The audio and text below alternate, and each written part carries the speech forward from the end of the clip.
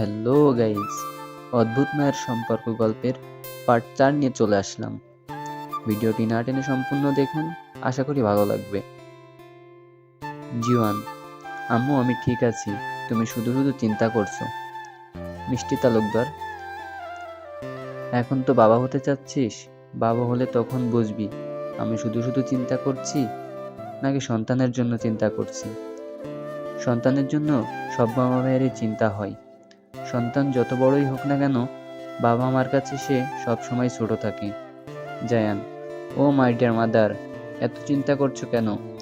ভাই তো সুস্থভাবে ফিরে এসেছে, তাই অযথা চিন্তা করে নিজের প্রেশার বাড়াচ্ছ কেন? জড়িয়ে ধরে বলে উঠল জায়ান। মাহা: আম্মু তুমি চিন্তা করো না, ভাইও তো ঠিক আছে। তারপরে বলো তো ভাইউ। রাত আনুমানিক 8টা থেকে 9টা। চারপাশে নীরবতা নেমে এসেছে। দূরে আলো আঁধারি পরিবেশটাকে আরো শান্ত করে তুলেছে।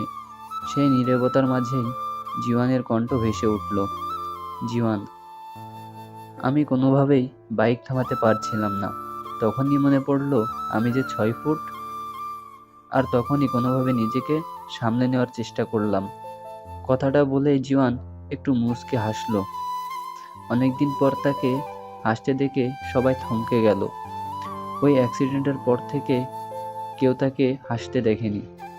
নিজেকে সবকিছু থেকে গুটিয়ে নিয়েছিল সে, চুপচাপ, নির্লিপ্ত, যেন নিজের ভেতরেই হারিয়ে গিয়েছিল।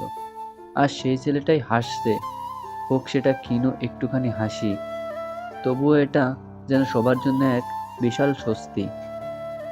বজলু তালুকদার চুপচাপ দাঁড়িয়ে লিওরার দিকে তাকালেন। তার চোখে অদ্ভুত এক কোমলতা। নিচু গলায় বললেন, তুমি কার সন্তান দিদিভাই জানি না। তুমি হয়তো তাদের জীবনে দুঃখ নিয়ে এসেছিলে, হয়তো তোমাকে পেয়ে তারা খুশি হয়নি, কিন্তু তুমি আমাদের জীবনে এসেই খুশি নিয়ে এসেছো। তোমার জন্য আজ 4-5 বছর পর আমার ছেলেটা আবার হাসতে দেখেছি। সেটা মুচকি হাসি হোক, তবুও সে তো হাসতই না। তিনি একটু থামলেন, গলাটা যেন ভারী হয়ে গেল। তাই তোমাকে মেনে নিতে আমার কোনো সমস্যা নেই। আমার ছেলে যার মধ্যে নিজের সুখ খুঁজে পেয়েছে, তাকে আমি মেনে নিতেই পারি। কিন্তু দিদিভাই, এটা আমাদের সিক্রেট, কেউ যেন জানতে না পারে, নয়তো সবার সামনে আমার গম্ভীর রাগী ইমেজ আছে, সেটা নষ্ট হয়ে যাবে। তখন আর কেউ আমাকে ভয় পাবে না। শেষে একটু হেসে বললেন, তাই এটা তোমার আর আমার সিক্রেট, বুঝছো?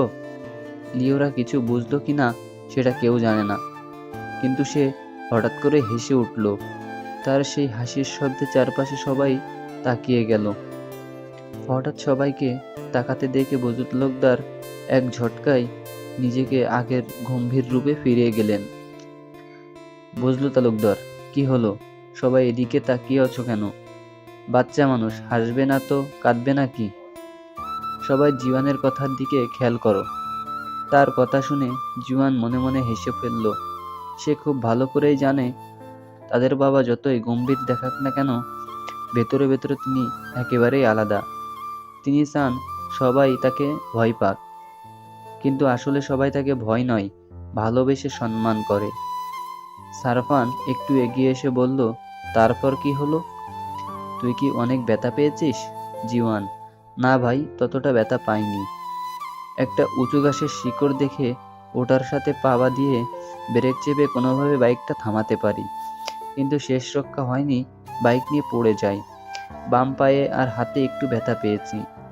সারফানের পিচ্চি বই কাঁদো কাঁদো গলায় বলে উঠল, ভাই তাহলে তো তোমার অনেক কষ্ট হচ্ছে।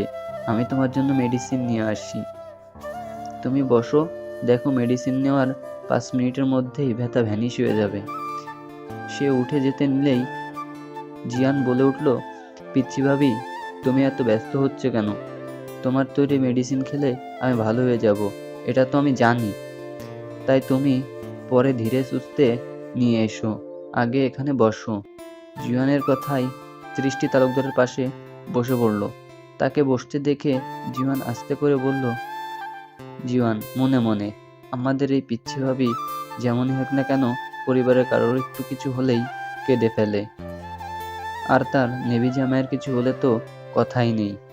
এই ভাবনাটুকুই আবার তার মুখে একটুখানি হাসি এনে দিল।